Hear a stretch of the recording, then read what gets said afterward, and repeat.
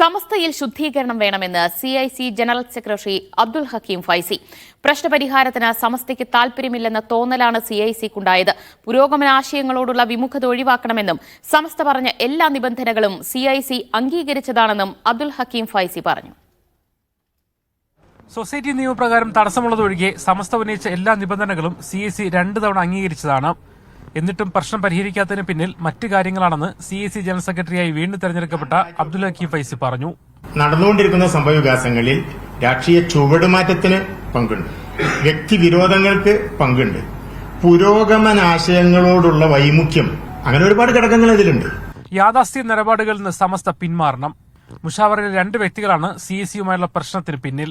ജിഫ്രി തങ്ങൾ ഒരിക്കൽ ഞങ്ങളോട് ഇങ്ങനെയൊക്കെ സമസ്തയിൽ ചർച്ച വരുമ്പോ ഞങ്ങൾക്ക്